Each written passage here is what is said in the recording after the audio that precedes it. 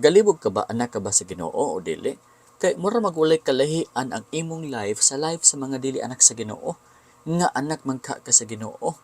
Now, gusto ka makabalo unsa gyud ang life sa anak sa Ginoo.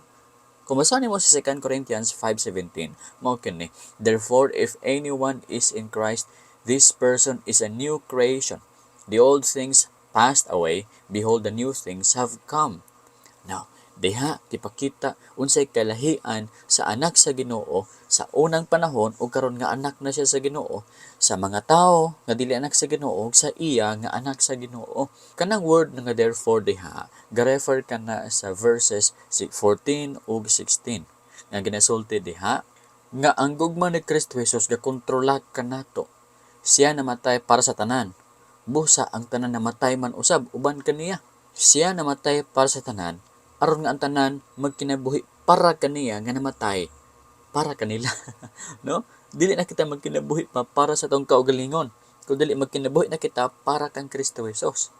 Now, ingon niya, therefore, si bisan kinsa nga naa diha kang Kristo Jesus, he is a new creation. Nga naman, bago na siyang binuhat, nga naman, namatay naman siya uban kang Kristo, ug nabanhaw naman siya uban kang Kristo Jesus. Ang iyang old self, gilansang na dito sa cross, ug gitagaan siya bag-o nga nature ni Kristo Jesus. Now, ako nga explain. Privilege baya kayo kita. In Christ, we are in Christ. Dili na kita hinukman pa sa silot. Romans 8:1. Unya kita pinasaylon na. Ang meaning anak, pinasaylon na ta. Ang meaning anak na ta sa Ginoo. Ang meaning anak, gimataraw na kita. Dako kaayong meaning anang word nga in Christ. Duha lang na ka words pero naglangkob ka na sa pagkabulahan nimo, gidawat nimo ang tanang panalangin gikan sa atong Ginoo. Isip usa ka anak sa Dios, isip usa ka linuwas. Now ingon niya, if any man is in Christ, he is a new creature. Unsay meaning anang new creature? Bag-o nang binuhat. Ang meaning ana is karon anak na ka sa Ginoo. Sa una dili ka anak sa Ginoo, anak ka sa yawa, dead ka. Pero karon anak na ka sa Ginoo, living na ka, gibuhi na ka. Ephesians chapter 2 verse 1, gibuhi na ka. Di na ka patay spiritually kung dili buhi ka na spiritually. Ingon po sa John 1:13, who were born not of blood, nor of the will of the flesh, nor of the will of man, but of God. Kita na nga tawo, dili tungod sa kababuton sa tawo, sa unod, sa dugo, kung dili tungod sa kababuton sa amahan. Pinaagi sa kababuton sa amahan, kita na nga bag-o na nga tawo pag-usab. Di na kita anak sa yawa, sama sa giingon sa John 8:44, kung dili mga anak na kita sa Ginoo. Bag-o na kita nga gibuhat. Kitagaan tagbala ang Espiritu, sulod ka nato para maghatag ka nato og new nga nature, new person. Sa giingon sa Ephesians 4:24, and to put on the new self, created after the likeness of God in the true righteousness and holiness. Nakita new self. Ipasuot ka na nato, meaning atong ikinabuhi ang atong new self. Gibuhat ka na after the likeness of God. Boss, gitawag kita mga Dios nun. Kaya nga to ang kinaiya, diniyos. Dili kita pamalikas, dili kita gapang curse, dili kita gapang ngawa, dili kita gapang hinaway, gapang daot sa uban, gapang accuse sa uban. Ang atong kinaiya, atong pagawi, diniyos na. Created after the likeness of God in the true righteousness and holiness. Tinuod nga pagkamatarong, tinuod nga pagkabalaan. Bus ang magkinabuhi kita nga matarong, magkinabuhi kita nga balaan. Nga naman tayo kinaiyadaan nga pagkamatarong o pagkabalaan nga gibutang sa Ginoo kanato. So mao kanay buti pasabot sa new creation na kita. Now, unsa may nanglabay na? Ingon sa pulong sa Ginoo, the old things passed away. Unsa man ang old things passed away? Of course, ang atong old man ni pass away na kana siya. Gilansang na kana ang imong old man didto sa cross. Ingon pa sa pulong sa Ginoo, nagpasabot kini nga ang values sa imong life dili na ang imong self, kundi mao na si Kristo Jesus. Nagkinabuhi na ka para kang Kristo Jesus. Kung nakita mo ang imong kaugalingon nga kinabuhi lang ka para sa imong kaugalingon, dili ka new creature. Wala nakita nga miracle effect sa salvation sa imong life. Kaya ang imong purpose is magkinabuhi para lang sa self, para sa imong success, dili para sa Ginoo.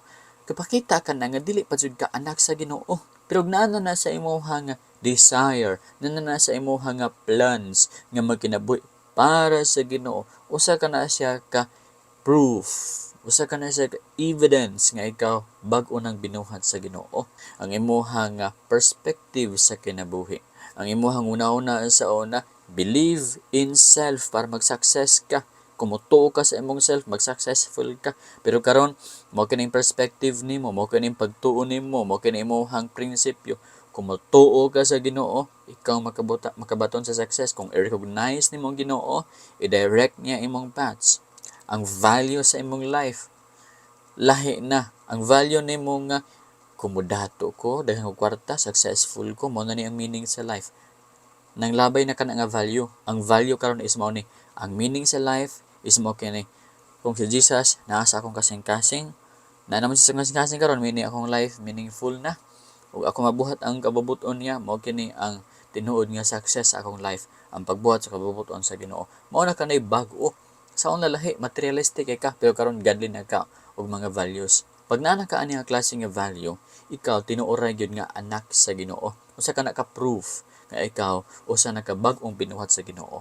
Imong beliefs about the Lord Jesus Christ lahi na. Sa una ang hunahuna mo kaniya tao lang, anghel lamang, pero karon dili siya usa ka anghel, dili siya usa ka tawo lang, kundi usa siya ka perfectly God and perfectly human being. Ang imong ginahigugma sa una, self lamang nimo, kwarta lamang, job lamang, pero karon ang imong ginahigugma si Kristo Jesus, ang God the Father, ang Holy Spirit.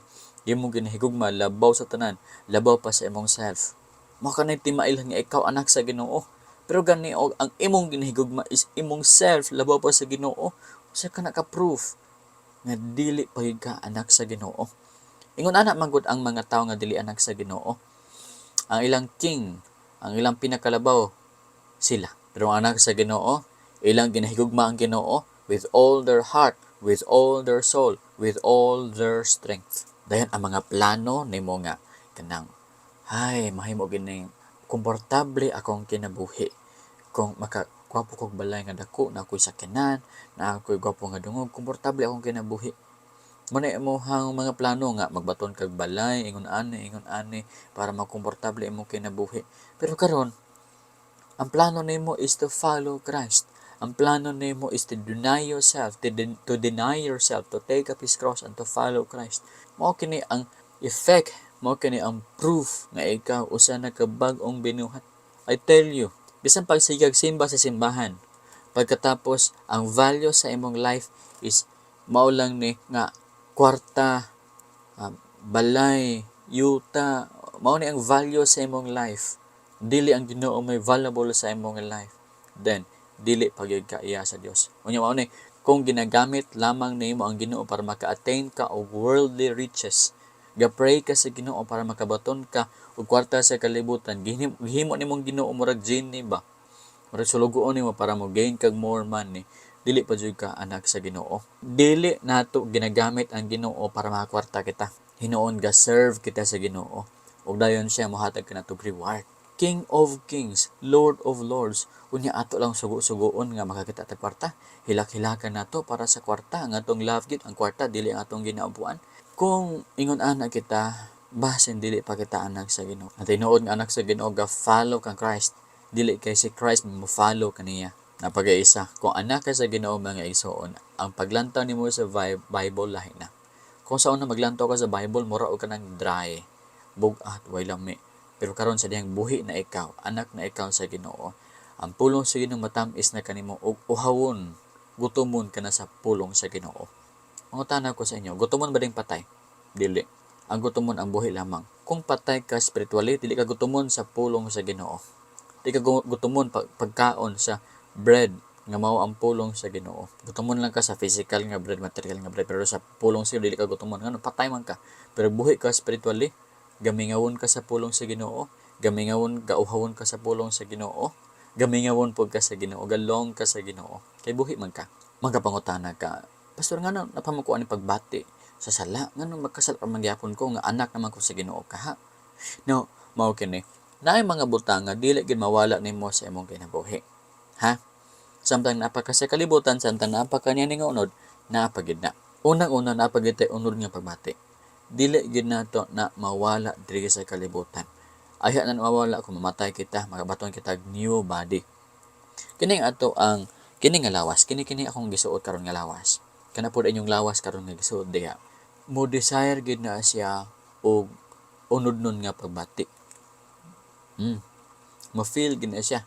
Bisan gabasa ka Bible, makalit lamang ma-feel mo unod nga pagbati ba? Matingala ka nga anong gabasa ko Bible ka paningkamot ko magiging holy pagkatapos na ay feeling within you nga gabaga-baga nga mo tudlo kanimo nga kuha ka na nga butang. Mo ganay ginaingon sa 1 Corinthians chapter 7 verse 1 to 9. Ingon ni Pablo diha nga mas maayo sa usa ka lalaki nga dili siya magminyo. Pero kung ang lalaki adunay pagbaga-baga sa iyahang pagbati sa kaulag sa sex, mas maayo magminyo na lang siya. Kay aron nga dili siya makasala og immorality. Aron libre na siya makipag-sex sa iyahang asawa, dili ka na sala. Nagpasabot mga ison bisan pag in Christ na ikaw, na paghihapon kay feeling sa sex. O kini nga feeling mga igsoon is walay utok. Dili magpili kung kana ba nga feeling is daotan o dili. Ana ka sa Ginoo pero nakay feeling makipag-sex sa lain nga tao, laing babae, laing matingala ka. Dili man unta nimo akong nasa mind nako. Pero ang feeling nako naa didto. Mura magito ka divide bitaw ka. Mura mag-divide ka ba? Ang feeling nimo is padulong di ani pero kabalo ka ang kamatuoran diri. Patingala ka nga mo na mga igsuon nga ipakontrol ang imong life sa balang espiritu sa pulong sa Ginoo dili sa imong nga pagbati. Ang pagbati deceitful kayo. Ang imong body i-train na ingon pa ni Apostol Pablo, iyang gina-train ang iyang lawas, iyang gina-train ang iyang nga desire. Ang iyang gasundon ang tudlo sa Bible dili ang tudlo sa iyang nga desire. Naagad na. Madiscourage na lang kawan tay ngano nga gapaning kamot ka nga di ka makasala pagkatapos naay time nga nadaog ka sa pagpakasala kay ngano naay gabaga-baga nga feeling within you nga nipildi ka nimo. May gustoon mao kan nagingon ni Apostol Pablo sa iyang experience mismo. In Christ naman si Pablo pero napagyapon sa experience niya ni sa Romans chapter 7 verse 23. Matod pa niya nga ang gusto niya buhaton kay kini sakto dili niya kakabuhat. Apan ang dili niya gusto buhaton, mauhino ikakabuhat. Ngano daw, tungod kay naa pa ang sinful nature, sulod sa iyahang kinabuhi. Mao kini nga to ang flesh. Inyo na mabantayan. Usahay, matingala ka bisan naa ka sa simbahan. Maka-feel kaya na, imong ginanay mo ko, di mo sa i-feel na. Kapasa ka Bible. Kasi ma-feel ni mo ka na nga butang. Then imo dayon ang ginabattle. Ang kalihan lamang mao kini, kung ikaw Kristohanon, imong ginabattle ang imong carnal nga feeling, imong yutan-on nga feeling. Lahi sa una nga dili pagkaanak sa Ginoo, kay imo lang ginapasagdan kana, imo kanang ginayunan largo. Pero karon nga anak na kita sa Ginoo, mga igsoon, ato kanang ginasuklan. Gabattle kita daily. Mo kanang ginaingon sa Galatians 5:17. For the desires of the flesh are against the spirit, and the desires of the spirit are against the flesh. For these are opposed to each other to keep you from doing the things you want to do. Now, ingon pa dire, ang desire sa unod against sa desire sa Holy Spirit. Ang desire sa spirit against sa flesh. Mo kini ang gakahitabo sa ato ang kinabuhi mga igsoon. Pamaguta sa flesh, napata sa ani nga nature ba? Busa taga-adlaw kinahanglan kita makigbattle against atong old nga passions, old nga mga desires. Atong iput on a new man nga gi-create after the likeness of God in true holiness and righteousness. In true righteousness and holiness. Malisod. Yes, sa una napak ka sa club, baile-baile pagka, disco-disco pagka, club-club pagka, kita ka dito mga babae nga kahubok-hubok. Pero karon wala na kag-apil anang mga butanga, wala ka dito atong mga balaya to. Nana ka sa eksakto nga mga lugar, maglakaw-lakaw ka sa kalsada. Ang problema kay naanapay mga babae nga murag gikan sa club, murag mga bayaran og mga sanina. Karon imong trabaho mao ni makigbatok ka sa fleshly nga pagbati. Tumanon nimo ang sulti sa balang espiritu, dili ang sulti sa imong nga unod. Ha? Nga naman kay in Christ na ka. Bago na kang binuhat. Ang karaang mga butang ng labay niya, ang bago mga butang nagsingabot na.